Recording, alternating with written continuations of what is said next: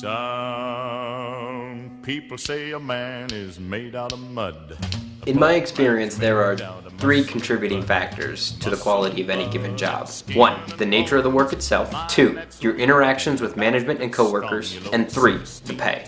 If any one of those factors goes south, so can the joys of reporting to work each day. But crappy jobs are obviously more complicated than just those 3 factors. And the only subject that I've dedicated more brainpower to in my entire life is probably relationships. And picking a favorite film of 1999. God must have spent a little more time on you. Before we begin, let me briefly explain why Clerks is not on the list. As much as I enjoyed this film, I feel like it's more about the angst and torment of being an unguided youth rather than dealing with crappy jobs. It takes place at the main character's place of employment, sure, but I don't recall anyone doing any actual work in this film. Office Space, horrible bosses, and swimming with sharks are also not on this list, but only because I didn't like any of them.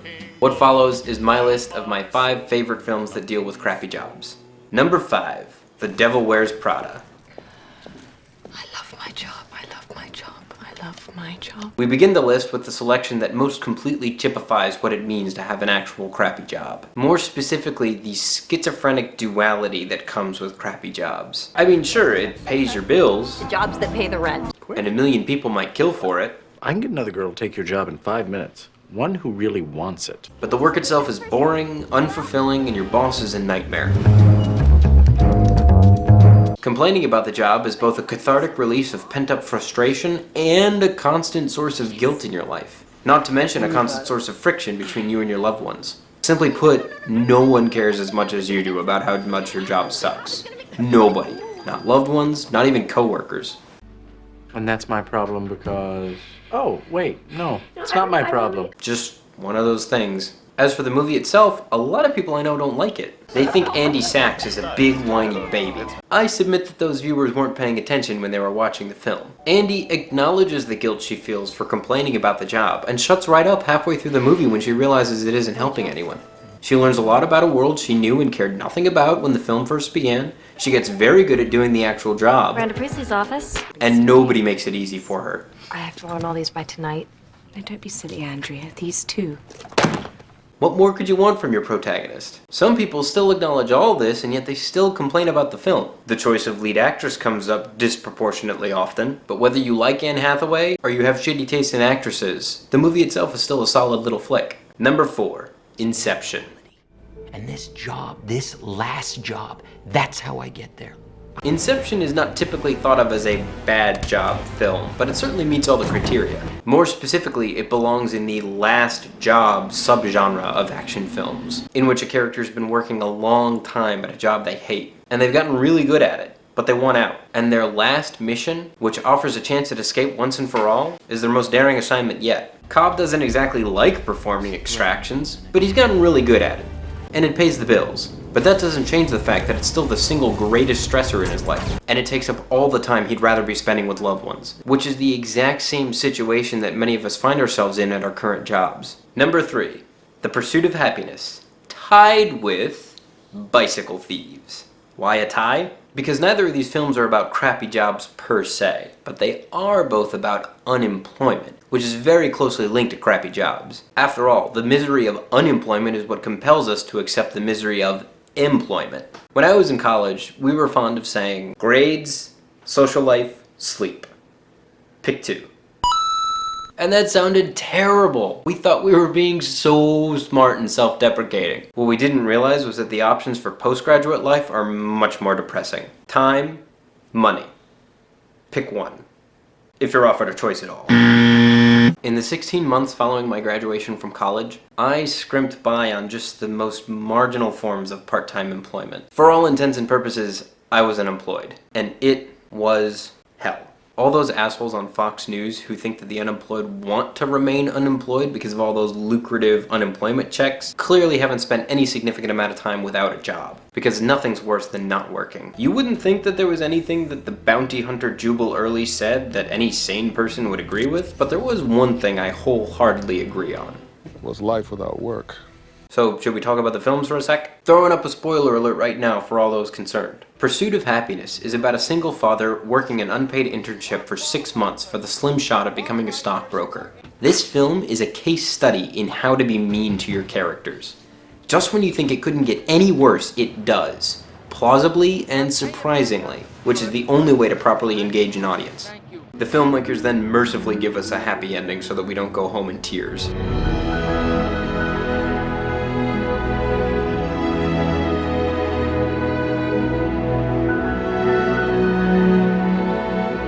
I cried like a baby. A hungry, angry baby. Then there's Bicycle Thieves, which is a lot like Pursuit of Happiness, but without the happy. Bicycle Thieves tells the story of a poor man whose bike gets stolen, which he absolutely positively needs in order to keep his job. Al ladro! Al ladro! Che ti è successo? He then goes on an epic quest to try and recover the bike, with his young son tagging along for moral support. At the end of the film, he's tried everything he can think of to get it back, and in a moment of terrible desperation, he tries to steal someone else's bike in a last-ditch attempt at restitution. An angry mob beats him off, while his horrified son watches in disgrace. The film ends with the man and his son wandering off into the faceless crowd into a future that guarantees only misery.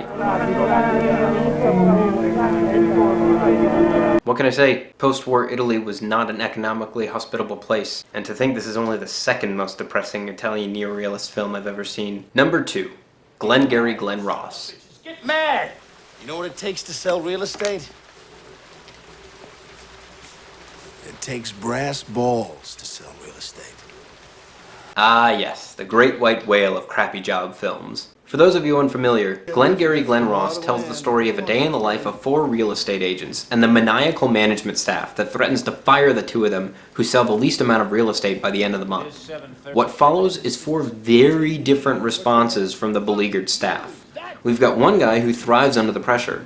Another guy panics and tries to manipulate his way to a resolution. We're just talking. Another guy gets angry and just flies off the handle. You want to shut up? And another guy just clams up completely. This is perhaps the most sublime selection on the list. Written by David Mamet, who's one of my favorite screenwriters, who I'm sure is going to be the subject of his own vlog post soon enough. It so perfectly encapsulates all the various ways in which any job can be crappy, and how our reactions to those crappy qualities can affect our lives, both positively and negatively. If for nothing else, see this movie for Alec Baldwin's world-famous "Coffee is for Closers" speech, quoted by douchebags the world over who don't understand that Baldwin's character is the film's most decrepit. Put that coffee down.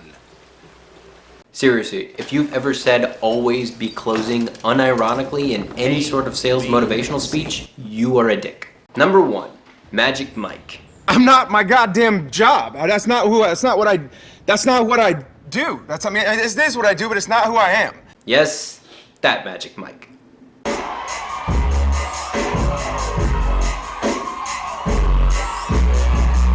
I know you probably think this is a ridiculous choice for any serious top 5 list, much less the number 1 spot of a serious top 5 list. But stick with me on this one. This film was marketed so piss poorly that I doubt anybody who hasn't actually seen it actually knows what it's about. The trailer did nothing but showcase 2 minutes and 29 seconds of C. Tate's rhythmic gyrating. This is not a film about male strippers. It's about being young and broke. Like, do me a favor, just go up there and do it for $14 an hour. Do me a favor. I'm gonna do it for $20 an hour. It's about getting really good at a dead-end job and then wondering if you're ever gonna get the chance to escape from it. That's why I want to go to Miami, because I don't want to fucking be some 40-year-old stripper. It's about banks laughing at your youthful attempts to follow your dreams, even though they're the ones that put the economy in the shitter and got all your dreams deferred in the first place. Unfortunately, Mr. Lane, my hands are tied. It's about taking care of your idiot friends when they don't know any better. Whoa! What the fuck are you doing, man? What the fuck are you doing giving pills to girls that you don't know? It's about perseverance and honor and hope and... Hey, is this the right footage? Don't we have another clip to play? That's all you gotta do. Own it. Who's got the cock? You do. They don't. Whatever, I can talk over this.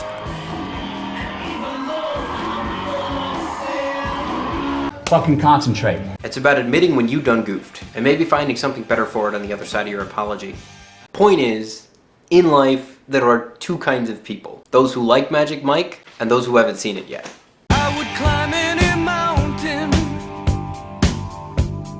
sail across the stormy sea. Dallas be riding it.